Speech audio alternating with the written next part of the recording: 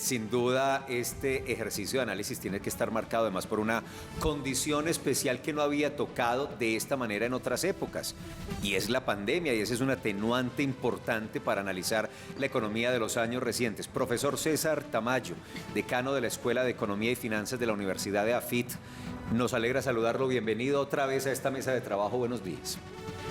Muy buenos días, Felipe, Andrea, Paula, Juan, muchas gracias por la invitación, y de nuevo saludar a quienes nos ven y a los compañeros aquí también, colegas en el set. Profesor Oscar Manco, también ha sido un colaborador y analista permanente en Consejo de Redacción. Gracias por aceptar esta invitación nuevamente para analizar un poquito estos retos económicos. Muy buenos días para todos, nuevamente gracias por la invitación y aquí estamos atentos a lo que se requiera. Ya son de la nómina. Ellos son los profesores de nosotros, privados. Los tenemos por contrato de prestación de servicios, vamos a ver si les ponemos el 100% en seguridad social. Decano, hacer un balance del manejo económico del gobierno Duque, usted lo primero, ¿cómo lo ve? Pero es una condición especial la que marcó la pandemia. Este es un capítulo aparte que tiene que analizarse y ponerse y verse con lupas diferentes a los análisis generales de siempre, de toda la vida. Por supuesto que la pandemia y las consecuencias que trajo esto sobre la economía nos hacen ver con un lente distinto la gestión económica de un gobierno, como lo es en este caso. Pero eso también nos hace preguntarnos, por ejemplo, sobre la capacidad que tuvo el gobierno actual o la, digamos, competencia con la que pudo o contribuyó a enfrentar desde el punto de vista económico y social la pandemia. La pandemia trae sus propios retos y por lo tanto, digamos, es un elemento adicional a la hora, digamos, de hacer el corte de cuentas final. Cuando yo veo el balance final al cierre de gobierno, de las cifras, digamos, resultado, por supuesto que tengo que poner el lente de la pandemia al momento de verlas, pero asimismo también tengo que ver entonces en los momentos más duros de la pandemia cómo lo hizo el gobierno, cómo trató de enfrentarla y, digamos, qué tanto acertó y qué tan competente fue y qué tanto contribuyó a mitigar, digamos, los costos económicos y sociales muy fuertes de un choque, digamos, como este.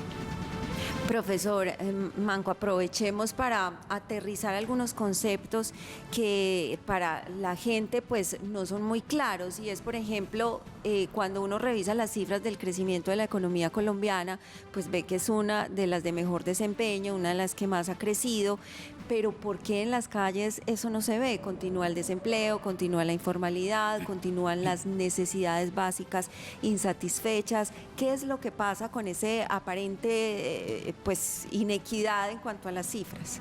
A ver, lo que pasa es que resulta importante siempre tomar los números como la referencia determinante a la hora de hacer cualquier análisis. Como bien lo mencionaba el decano hace un momento, en el escenario de la pandemia tuvimos una caída de la productividad y del Producto Interno Bruto que rondó el 6.8%. Claro, es una base muy negativa al momento de presentar una base positiva, que fue la posterior del 20%, donde el país creció cerca del 10%. Ahora, lo que de alguna manera implica esto es que, obviamente, con el lockdown o con los cierres de la economía, se generaron elementos de desempleo, elementos de incrementos en los indicadores de pobreza, y a la hora de revertir la situación, pues el esfuerzo del gobierno fue bastante fuerte y adicional, toda vez que lograr identificar o lograr nuevamente a encontrar los datos de pobreza anteriores a la pandemia y los datos también relacionados con el desempleo, pues resulta bastante complicado, y en ese momento pues se requiere, por supuesto, de mucho gasto adicional. Entonces el crecimiento, particularmente en el caso colombiano, se dio por el incremento justamente de ese gasto para poder revertir la situación, y tenemos un problema adicional hoy por hoy, y es que en escenarios de estos crecimientos que se pueden plantear, elementos inflacionarios adicionales van a generar también dentro de las personas una disminución del poder adquisitivo, y lo notamos todos los días. El salario mínimo subió a principios del año, pero estamos comprando menos cantidad de cosas con la misma plata que teníamos en enero. Y eso de alguna manera es lo que la gente mide en el bolsillo, y por supuesto que además de que tengamos indicadores que puedan ser positivos, en el bolsillo no se reflejan de esa manera tan positiva. Decano, frente a ese panorama y lo que usted nos decía, la mirada que se debe dar al gobierno saliente teniendo en cuenta la situación de pandemia, los subsidios, pues nos encontramos con dos puntos claves: desfinanciación del ingreso solidario, pues no están los recursos, y además finalizaría el próximo programa PAEF, ese subsidio para los empresarios. ¿Cómo ve usted el panorama? ¿Deberían continuar estos programas de subsidios bajo este marco de las afectaciones de la pandemia o ya es justo?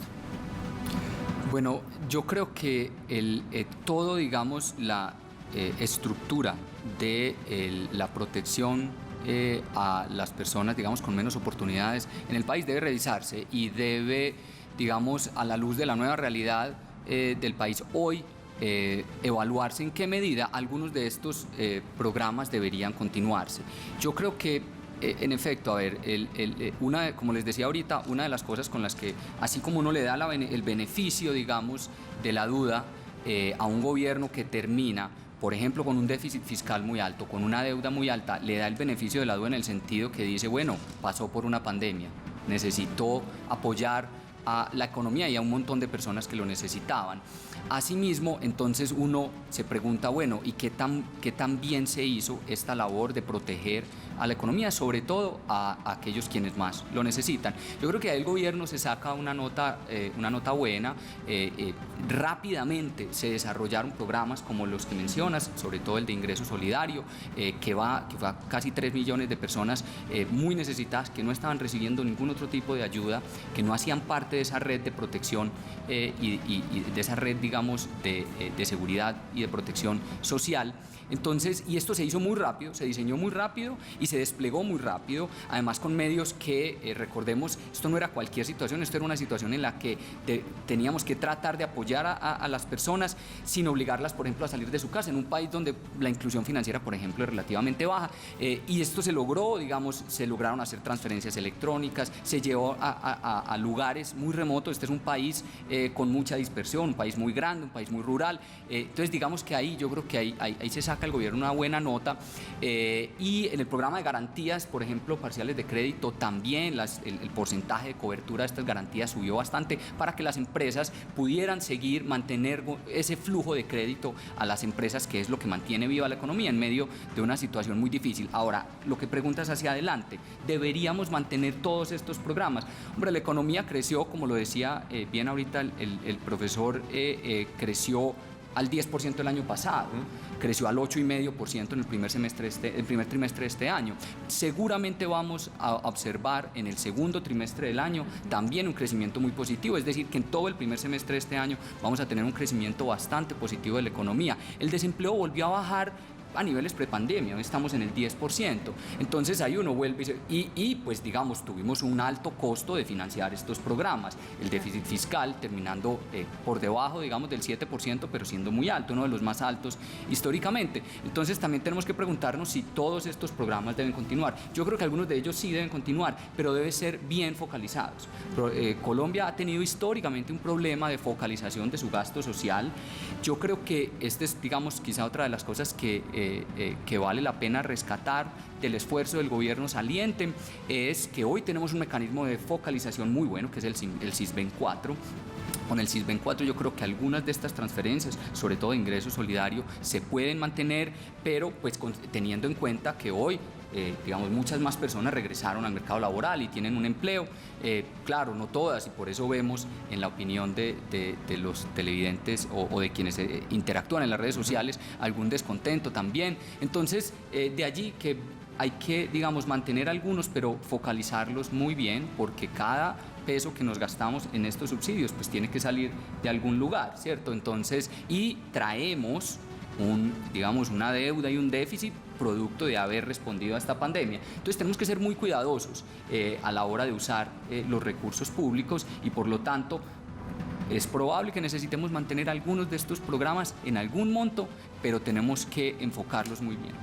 Profesor Manco, ustedes lo decían, y hoy el gobierno sale a alardear de su crecimiento económico, no fue muy bien, generamos empleo, bajó el empleo, pero es que mire la sensación de la gente, decano, profe, la gente dice, sí, pero eso es para las empresas, nosotros seguimos llevados del diablo porque es que el salario mínimo es 1 millón, pero usted lo decía, en enero salió el salario a 1 millón y sacaron las bambulinas y salió todo el mundo feliz, pero al siguiente mes ese 1 millón, lo que se compraba en diciembre ya se compró 20% menos, la inflación, el dólar.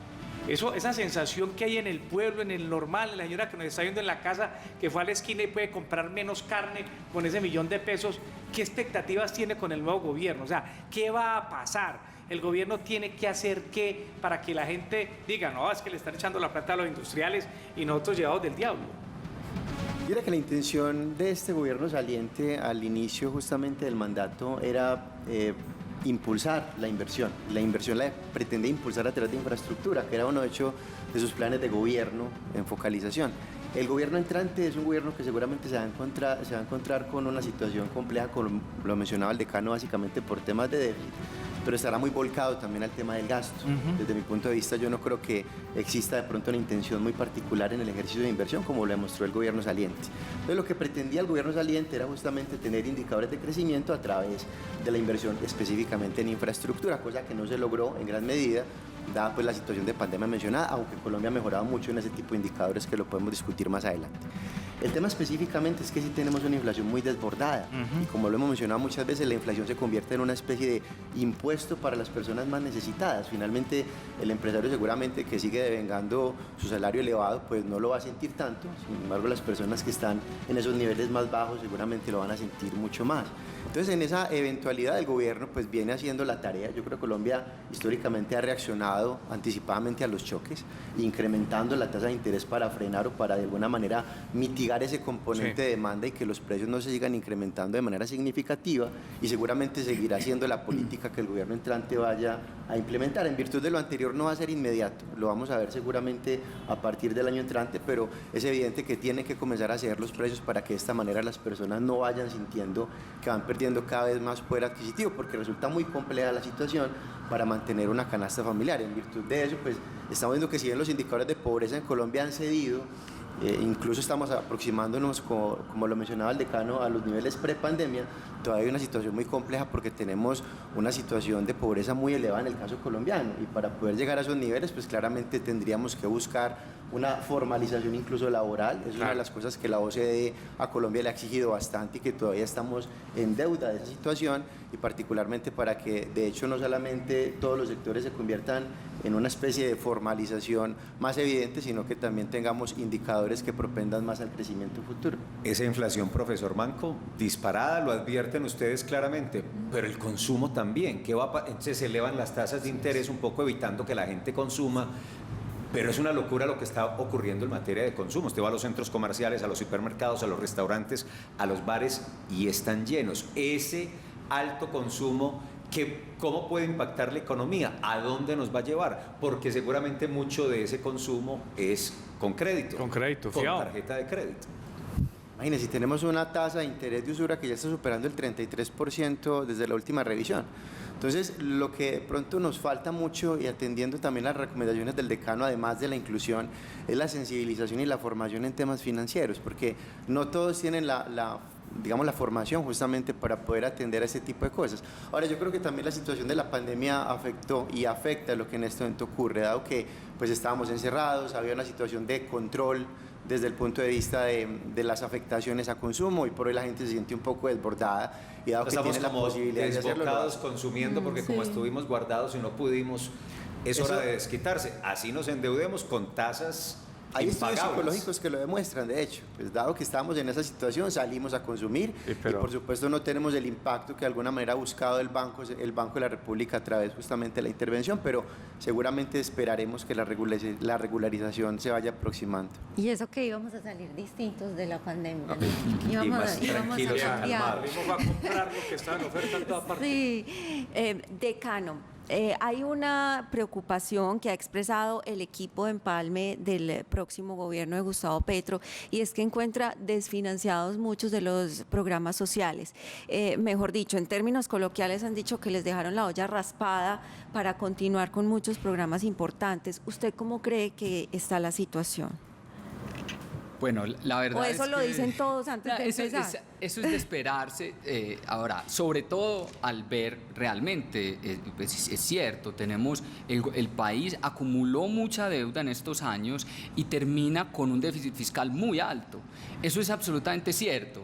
Lo que pasa es que, digamos, no lo podemos decir desconociendo por qué tenemos hoy una deuda tan alta y un déficit fiscal tan alto. Y es que tuvimos que atender una pandemia muy fuerte y como decía ahorita, pues el gobierno reaccionó rápidamente a hacer unas transferencias, a diseñar unos programas de asistencia y transferencia para quienes más lo necesitaban. Y claro, eso se termina evidenciando en las cifras de déficit fiscal. Entonces, digamos que es natural, es en medio de la política, estas son las cosas, porque es verdad, el gobierno entrante va a enfrentar un montón de restricciones, es decir, ellos tienen unos planes de lo que quieren hacer el gobierno entrante y no va a poder hacer muchos. Además también hay unos que son desbordados según la realidad fiscal que tenemos. Claro, entonces por supuesto que yo me imagino que uno sentado, digamos, o uno en los zapatos de quienes están hoy asumiendo gobierno, quisiera recibir un país que no tiene un déficit fiscal como este, para poder implementar todas sus estrategias y sus políticas. Entonces es normal que hagan esos llamados. Y es verdad que el país tiene un déficit fiscal, queda con un déficit fiscal muy alto y una deuda muy alta, pero es así porque usamos esos recursos para asistir y para hacer estos programas de asistencia y transferencia, para lograr mitigar los impactos, y yo creo que en buena medida eso se logró. Parte de esa es la razón por la que hoy tenemos un desempleo que vuelve a los niveles prepandemia y una economía creciendo, un consumo creciendo bastante, como decían ahorita, ¿cierto? El consumo y la demanda interna está creciendo incluso por encima de lo que crece la producción, de tal forma que estamos viendo, por ejemplo, importaciones crecer bastante, aún con un dólar muy alto. Entonces, ese mayor consumo y esa demanda interna y ese menor desempleo en parte responden a que hubo un apoyo a las empresas a través de estos programas de garantías como los que mencionaba ahorita, y las empresas empezaron a generar más empleo y volvimos a las tasas de desempleo prepandemia. La demanda interna está creciendo bastante, el consumo, en parte porque logramos mitigar ese paso, digamos, ese gran valle, ese bache de 2020 con todas estas ayudas y esta asistencia. Ahora, digamos, he mencionado una serie de cosas que, digamos, justifican o le ponen quizá una buena nota al gobierno saliente, pero hay una cantidad de cosas en las cuales o el gobierno saliente no tiene, digamos, no ha podido hacer mucho, como el tema de la inflación, y yo creo que esto en buena medida está detrás de esas respuestas y a ver, por supuesto que estas encuestas también tienen su sesgo, las personas que tienden a responder estas encuestas son las personas que están más preocupadas o más felices, tal vez, ¿cierto? También, cualquiera de las dos, pero entonces es normal que veamos un poco una desconexión entre la realidad y lo que responden estas encuestas, pero digamos la inflación es algo que, como lo mencionaba ahorita el profesor Manco, la persona ahí mismo todos lo sentimos en el bolsillo, y especialmente las personas de menos recursos. Allí hay dos, digamos, fuentes importantes que están detrás de esa inflación alta, que es alta históricamente, digamos, en la historia reciente de Colombia, no, por supuesto no en toda su historia, porque Colombia ha tenido periodos con inflación del 30%, por fortuna eso quedó atrás y esperemos que hacia adelante eso ya no vuelva nunca a verse, pero 9%, 9,5% es una inflación bastante alta para los estándares recientes de Colombia. Entonces, eso tiene dos fuerzas detrás. Una es una fuerza más externa, que tiene que ver con precios de materias primas, de alimentos, que tiene que ver con un contexto internacional muy complicado reciente, ¿cierto? Y por eso en todo el mundo estamos viendo una inflación muy alta, incluso en Estados Unidos. Estados Unidos, por ejemplo, es una economía que ha tenido una tasa de inflación del 1,5%, 2%, y hoy tiene una inflación cercana a la de Colombia, del 9%, también. Entonces ese es un factor, yo creo que eso va a ceder, estoy de acuerdo con el profesor Manco en que a partir del próximo año probablemente veamos ceder esa inflación, ese componente externo, llamémoslo así, de la inflación, pero también un componente interno, lo mencionaban ustedes ahorita, el consumo está creciendo a unas tasas muy aceleradas y eso presiona los precios, sobre todo cuando venimos de unas dificultades para instalar capacidad, para importar materia prima, es decir, para expandir nuestra capacidad de oferta y de producción. Y si la demanda y el consumo crece mucho, entonces eso presiona los precios. Sí. Por eso el Banco de la República está digamos, tratando de adelantarse, tratando de contener un poco el crecimiento del crédito, y por eso las tasas de interés han empezado a subir. Eso tarda, eso por más que, digamos, los topes de usura, por ejemplo, se suban rápidamente o el Banco Central tome decisiones de subir su tasa, que no es la misma tasa que le cobran a uno en su tarjeta de crédito, es la tasa que se cobran entre los bancos, pero eso lentamente va transmitiéndose hasta terminar en las tasas de los créditos de consumo, de los créditos hipotecarios. Entonces eso también se está, digamos, corrigiendo, pero también va a tomar un poco de tiempo. Decano, voy a hacer hincapié en un tema que usted nos mencionaba hace algunos minutos, y es la influencia, los factores externos, profesor Oscar, el tema del dólar, que tanto, sobre todo durante este año, pues ha golpeado la economía colombiana, y hoy vemos, sobre todo, pues aquellos productores, el tema de los insumos, pues se han visto bastante afectados. ¿Qué proyecciones ve usted frente a este tema del dólar? Bueno, yo creo que incluso en algún momento lo discutíamos, uno no puede, y los operadores en el mercado lo entienden, no pueden operar de hecho a falta de razón. Entonces operar con emoción y tomar decisiones con emoción es muy complicado. Hace cerca de 2 semanas muchos colegas e incluso personas me llamaban y me decían: el dólar va a 5.000, vamos a verlo a 5.500, y tenemos datos para que ya tengamos estimaciones a 6.000. Eso en realidad pues es básicamente jugarle al pánico, porque toda vez que la situación externa afecta, y un poco también la incertidumbre generada por los anuncios que no se conocían en su momento en Colombia también tenían implicaciones, pues eso también tiene que ir corrigiendo. Hoy estamos viendo un dólar que está cediendo, claramente, y como lo mencionaba el decano, pues si bien a pesar de la situación de los elevados precios, las importaciones han incrementado, es una buena noticia, pero también afecta positivamente las exportaciones. En la última revisión, de hecho, de los datos del DANE, teníamos exportaciones creciendo al 57%, donde en gran medida, pues parte de eso, la explicación provenía justamente del dólar. Entonces tenemos sectores que se favorecen y sectores que se perjudican. Lo interesante es identificar dónde la balanza se equilibra, por supuesto. Vamos a ver, por supuesto, sin lugar a dudas, todavía presiones en el dólar, máxima porque la situación en Rusia y Ucrania pues no mejora. Y además de lo anterior, lo que mencionaba el decano relacionado con la inflación en Estados Unidos, y recuerden que es nuestro principal socio comercial en este momento. Es importante las medidas que se vienen tomando, seguramente lo que va a ocurrir con Venezuela, la apertura nuevamente de la frontera, qué tipo de relaciones comerciales se van a desarrollar para que esos factores vayan mitigando. Y además de lo anterior, pues muy importante, y eso yo creo que para todas las personas, si bien el tema del dólar es algo que nos genera preocupación, yo creo que el llamado es a la calma, porque en gran medida pues proviene de unos factores externos que seguramente van a ir corrigiendo. Y en virtud de lo anterior, los presupuestos del año 2023 tienen que estar volcados a identificar tal situación. Muy bien. Profesor Manco, muchas gracias por acompañarnos, hombre. Muchas gracias. Bienvenido a ustedes. siempre. Decano, Muy amables. gracias por las explicaciones y los contextos. No, muchas gracias a ustedes por la invitación.